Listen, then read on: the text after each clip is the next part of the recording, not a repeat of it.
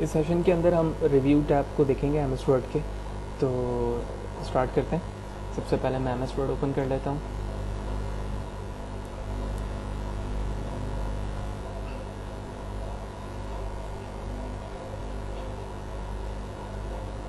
और review tab पे चलते हैं।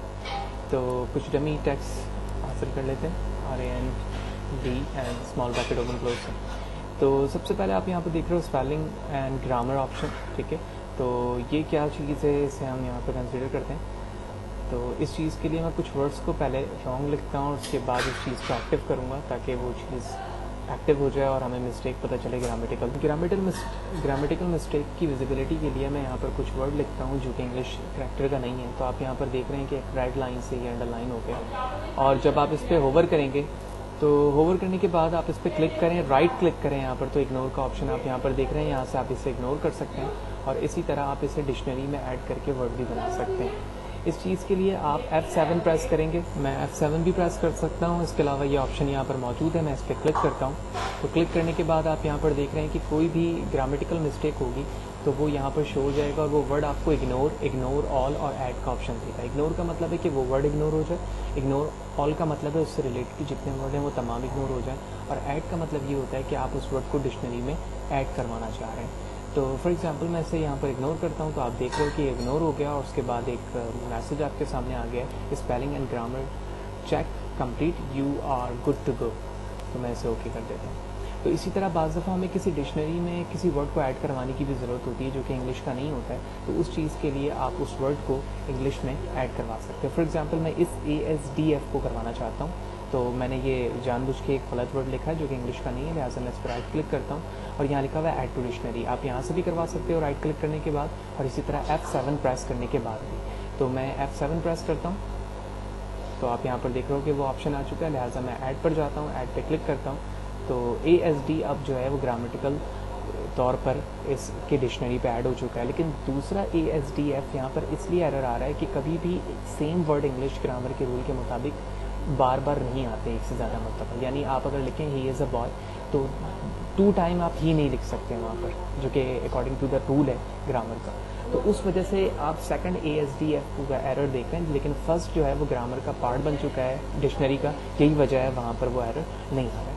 इसी तरह आप डिफाइन पर आएँ तो जब आप इसे क्लिक करेंगे तो आप यहाँ से डिक्शनरी के ऑप्शन में चले जाते हैं ऑनलाइन।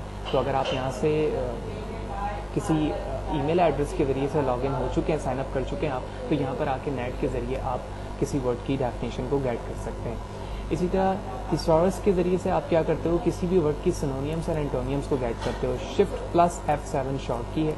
फॉर एग्जांपल मैं थिसॉरस को क्लिक करता हूँ और उसके बाद यहाँ पर आता हूँ तो आप अपने मर्जी से कोई भी वर्ड लिखें। फॉर एग्जांपल मैं यहाँ पर लिखता हूँ मेक और इंटर प्रेस करता हूँ। तो मेक का सिनोनियम्स आप देख रहे हो, या एंटोनियम्स क्रिएट, मार्क, बिल्ड, ये तमाम चीज़ें उसके सिनोनियम्स या एंटोनियम से रिलेटेड आ जाएंगी। तो बाज़ दफ़ा हमें ग्रामेटिकल किसी वर्ड्स के सिनोनिम या एंटोनियम्स को गेट करने की ज़रूरत होती है, तो वर्ड आपको ये भी प्रोवाइड कर रहा है। सिमिलरली आगे ऑप्शन आप वर्ड काउंट का देख रहे हो। तो जैसे मैंने इसको क्लिक किया तो जो सिलेक्टेड वर्ड था यहाँ पर न्यू, सिर्फ जो सिलेक्टेड है वो उसकी समरी आ रही है यहाँ पर। अगर आप पूरे पैराग्राफ की या पूरे पेज की चाहते हो तो आप Ctrl A प्रेस करने के बाद इस पर आओगे तो तमाम क्वांटिटी आ जाएगी। अगर आप सिलेक्टेड पैराग्राफ की गेट करना चाहते हो तो आप अपने पैराग्राफ को सिलेक्शन करो उसके बाद इस पर क्लिक करो तो सिर्फ और सिर्फ आप देखोगे वो वर्ड्स यहाँ पर काउंट हो रहे हैं with space and without space, जो कि सिलेक्टेड इस वक्त नीचे पेज पर मौजूद है। फिर इसके बाद फर्दर ऑप्शन यहाँ पर आप ट्रांसलेट एंड लैंग्वेज का देख रहे हो। ट्रांसलेट पर आओगे तो यहाँ पर आप अपने डॉक्यूमेंट को ट्रांसलेट कर सकते हो। इसके लिए ज़रूरी है कि नेट की कनेक्टिविटी आपके मशीन पे मौजूद हो। मेरी रिकमेंडेशन तो ये है कि नॉर्मली इस चीज़ की ज़रूरत नहीं होती, क्योंकि आप ये उसी वक्त चेंजेस करें जब आपको इसकी थोड़ी एक्सपर्टीज़ आ जाए। तो बाज़ दफ़ा यूज़र क्या करते हैं कुछ कि उसे चेंज कर देते हैं और बाद में परेशान होते रहते हैं कि वो किस तरह से दोबारा से उसे चेंज कर पाएँ।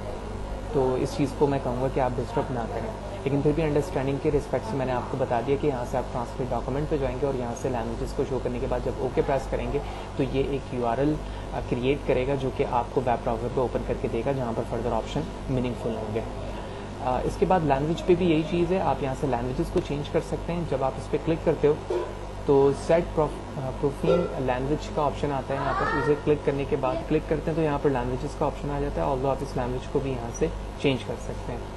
सिमिलरली इसके बाद यहाँ पर कमेंट का ऑप्शन है। इस कमेंट का ऑप्शन को हम पहले भी डिस्कस कर चुके हैं आई थिंक, लेकिन अगर हमने नहीं किया तो दोबारा हम यहाँ पर देख लेते हैं। फॉर एग्जांपल किसी वर्ड को लिखने के बाद आप ये बताना चाहते हो कि यहाँ पर कोई कमेंट है, यानी कि वीडियो लिखने का कोई पर्पस है, लिहाजा इस वर्ड पर आने के बाद आप न्यू कमेंट को क्लिक करोगे तो कमेंट ऑप्शन हो जाएगा और यहाँ पर आप उस वर्ड से रिलेटेड कमेंट लिख सकते हो। फॉर एग्जांपल मैं यहाँ लिखता हूँ first comment about video. Similarly last पे आ रहा हूँ और डिवाइस के पास भी मैं एक कमेंट लिखना चाह रहा हूँ, लिहाजा इस वर्ड को क्लिक करने के बाद मैं यहाँ पर आता हूँ और लिखता हूँ सेकंड कमेंट अबाउट डिवाइस। तो यहाँ से आप इस कमेंट को डिलीट कर सकते हैं। डिलीट ऑल कमेंट से सारे हो जाएंगे, जहाँ पर सिलेक्शन होगी वो सिंपल वो कमेंट डिलीट होगा और डिलीट ऑल कमेंट शो, जितने कमेंट शो हुए हैं वो तमाम डिलीट हो जाएंगे। Next to previous and previous से आप उस कमेंट पे होवर हो जा रहे हो, आप यहाँ सिलेक्शन पे देख रहे हो, वहाँ पर आ सकते हो। देन इसके बाद बारी आती है ट्रैक चेंज की। ट्रैक चेंज क्या है? फॉर एग्जांपल आपने यहाँ से स्टार्ट से एंड तक पैराग्राफ लिखा है और इसके अंदर आप देख रहे हो कि मल्टीपल चीज़ें मुमकिन है। आप किसी बोल्ड, इटैलिक, अंडरलाइन को भी यूज़ कर सकते हो, हेडिंग, सब हेडिंग का भी इस्तेमाल होता है। तो अगर आप ये चाहते हो कि मैं इस पैराग्राफ को लिखने के बाद इसमें जो बाद में चेंजेस होंगी उसे मैं ट्रैक कर सकूं कि कहाँ पर किस वक्त किस तरह की चीज़ें चेंज की गई हैं, तो इस चीज़ के लिए फॉर एग्जांपल मैं तो इस पैराग्राफ की मैं होल सिलेक्शन कर लेता हूँ और सिलेक्शन करने के बाद मैं ट्रैक चेंज पर क्लिक करता हूँ, तो ट्रैक चेंज का ऑप्शन यहाँ पर एक्टिव हो चुका है। इसके बाद फॉर एग्जांपल मैं इस थीम पर आता हूँ, उनके वर्ड की सिलेक्शन के बाद मैं इसे बोल्ड, इटैलिक एंड अंडरलाइन करता हूँ। तो आप देख रहे हो कि जैसे ही मैंने उसे अंडरलाइन और उसमें चेंजेस किए हैं तो यहाँ पर फ्यू सेकंड एगो और उसके बाद जो जो चेंजेस किए हैं मैंने वो यहाँ पर विजिबल हो रहा है। सिमिलरली मैं इस रीडिंग के वर्ड पर आता हूँ और यहाँ से आने के बाद होम पर आकर इसकी फॉन्ट फैमिली चेंज कर देता हूँ। तो आप देख रहे हो फॉन्ट डिफ़ॉल्ट को एरियल पर चेंज किया गया है, तो ये चेंजेस यहाँ पर रिकॉर्ड हो गए। सिमिलरली आप इन ट्रैक चेंजेस पर पासवर्ड भी लगा सकते हैं। अगर आप इसे क्लिक करेंगे, लॉक ट्रैकिंग के नाम से ऑप्शन मौजूद है, यहाँ पर आप अपनी मर्जी के मुताबिक पासवर्ड दे सकते हैं। उस पासवर्ड को दोबारा लिखना होगा, अपने रिपीट करना होगा और आप ओके कर सकते हैं। तो ये ट्रैक चेंजेस का ऑप्शन यहाँ पर डिसेबल हो चुका है। अगर आप इसे दोबारा एक्टिव करना चाहते हैं तो लॉक ट्रैकिंग को दोबारा क्लिक करेंगे, वो पासवर्ड देंगे आप और उसके बाद उस चीज़ को दोबारा आप एक्टिवेट करके यूज़ कर सकते हैं। इसके बाद ऑल मार्कअप का ऑप्शन है ट्रैकिंग पे, जहाँ पर सिंपल मार्कअप विच मीन जो मार्कअप आपने लिखा है सिर्फ वो शो होंगे, ट्रैक चेंजेस पे जो चीज़ें की हैं वो शो नहीं होंगी। इसके अलावा दूसरा ऑप्शन ऑल मार्कअप है, तमाम चीज़ें आ जाएंगी इस मार्कअप के अंदर। नो मार्कअप में तमाम चीज़ें हट जाएंगी, सिर्फ और सिर्फ आपने जो काम किया है, आपका जो कंटेंट है वो शो होगा। और इसी तरह आप ओरिजिनल पर आएंगे तो वो ओरिजिनल टेक्स्ट शो करेगा जो ट्रैक चेंजेस से पहले की थी। ट्रैक चेंजेस में मैंने कुछ वर्ड को बोल्ड, इटैलिक और फॉन्ट फैमिली चेंजेस की थी, वो हट गई। सिमिलरली आप इनको दोबारा सिंपल पे ले आओ और उसके बाद आप यहाँ पे देख रहे हो शो मार्कअप, तो जाहिर सी बात है शो मार्कअप पे तमाम ऑप्शन आ रहे हैं, कमेंट भी आ रहे हैं। ये तमाम पर चेक लगा हुआ है विच मीन ये तमाम चीज़ें आपके डॉक्यूमेंट पे शो हो रही हैं। आप जिस चेक को हटाओगे वो डिसेबल हो जाएगा। तो मैंने यहाँ से कमेंट को हटाया, कमेंट डिसेबल हो गया। इसी तरह आप यहाँ से इंक को इंसर्शन एंड डिलीशन, फॉर्मेटिंग को हटाएंगे तो वो ऑप्शन डिसेबल हो जाएगा, आपके पेज पर वो एक्टिव नहीं होगा, नज़र नहीं आएगा।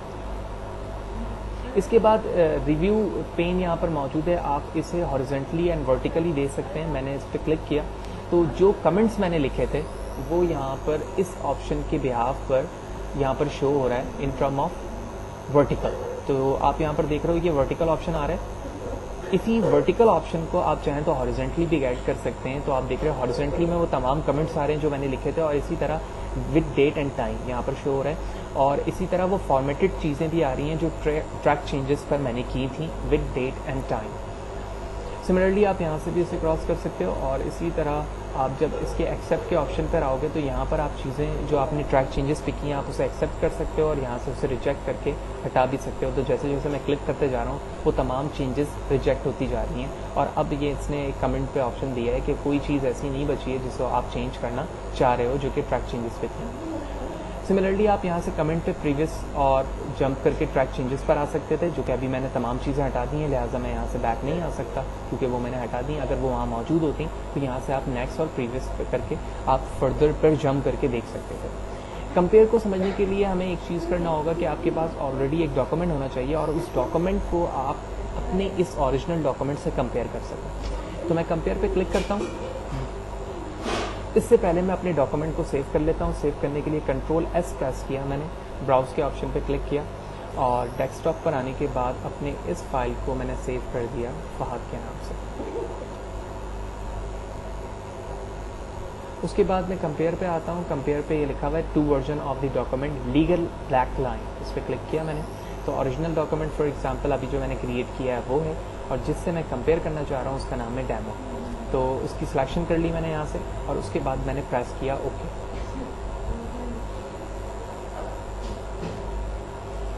तो आप इस वक्त देख रहे हो कि जो डॉक्यूमेंट मैंने कंपेयर पे लिया है वो यहाँ पर आ चुका है और यहाँ पर शो हो रहा है, और ये वो एरिया है जहाँ पर ओरिजिनल मेरा वो डॉक्यूमेंट है जिसमें मैं इस वक्त काम कर रहा था। रिवीजन को यहाँ से मैं कैंसिल करता हूँ और यहाँ से मैं अपने डॉक्यूमेंट में चेंजेस कर सकता हूँ जो कि ओरिजिनल है। ठीक है, आप इस पर क्लिक करेंगे और यहाँ पे चेंजेस कर सकते हो। इसी तरह जिसको आप कंपेयर कर रहे हो वहाँ पर भी चेंजेस कर सकते हो, जिस तरह मैं यहाँ पर टाइप कर रहा हूँ। तो यहाँ से आप इस डॉक्यूमेंट को देख सकते हो। ठीक है, सिमिलरली यहाँ पर आप उसके मुताबिक चेंजेस कर सकते हो जो आप चाह रहे हो। इस तरह से हम 2 डॉक्यूमेंट्स को कंपेयर करते हैं। देन उसके बाद मैं अपने ओरिजिनल डॉक्यूमेंट पर वापस आने के लिए जो मैंने कंपैरिजन किया उसे मैं क्लोज़ कर देता हूँ। क्लोज़ करने के बाद वापस मैं अपने दूसरे रिजल्ट वाले फाइल पर रखें। अगर आपको उसी फाइल को यूज़ करना है तो आप पहले वाले को कैंसिल करेंगे, वरना दूसरे वाले को कैंसिल करेंगे। लिहाजा मैं इसे मिनिमाइज़ करता हूँ और वापस मैं अपने डॉक्यूमेंट पे ओरिजिनल पे वापस आ चुका हूँ।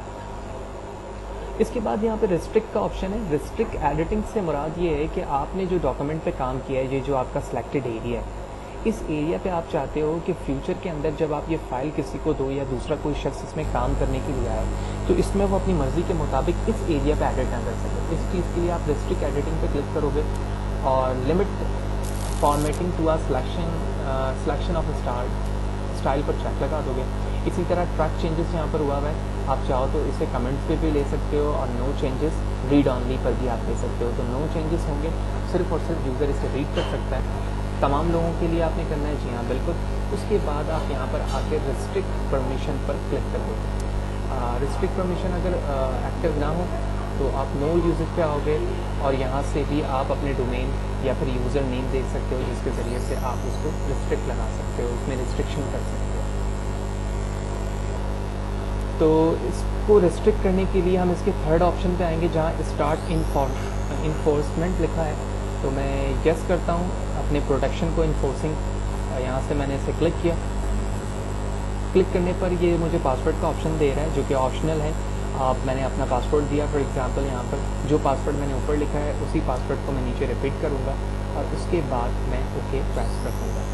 तो ओके प्रेस करने से अब क्या होगा कि ये एरिया देखें आप, स्टॉप प्रोटेक्शन यहाँ लिखा हुआ है, विच मीन आप प्रोटेक्शन मोड पे हैं और इस प्रोटेक्शन मोड की वजह से आप देख रहे हो यहाँ पर एक ब्रैकेट है और यहाँ पर एक ब्रैकेट है, आप इसमें चेंजेस नहीं कर सकते। तो मैं चेंजेस करने की कोशिश करता हूँ, मैं यहाँ पर आता हूँ और आप बैक स्पेस प्रेस कर रहा हूँ तो आप देख रहे हो कि वो इसका कट तो हो रहा है लेकिन वहाँ से डिलीट नहीं हो रहा है, विच मीन आपने इन चीज़ को चेंजेस करने की कोशिश की है, क्योंकि ये इस पर मैं ट्रैक चेंजेस को भी अप्लाई कर चुका हूँ। लिहाजा जब मैं इस पर क्लिक करता हूँ तो वो एरिया हाईलाइट होकर यहाँ पर शो हो रहा है, ठीक है, लेकिन वो डिलीट नहीं हो रहा है। क्यों? उसकी वजह ये है कि वो रिस्ट्रिक्ट हुआ है। इसको ख़त्म करना है, स्टॉप रिस्ट्रिक्शन पे आऊँगा, यहाँ से मैं अपना पासवर्ड दोबारा इंसर्ट करूँगा और उसके बाद वो चीज़ें डिसेबल हो जाएंगी और अपने मर्ज़ी के मुताबिक आप अब चीज़ों को यहाँ से हटा सकते हैं। अब ये ओरिजिनली वो तमाम चीज़ें हट रही हैं जो कि प्रीवियस पे हट नहीं रही।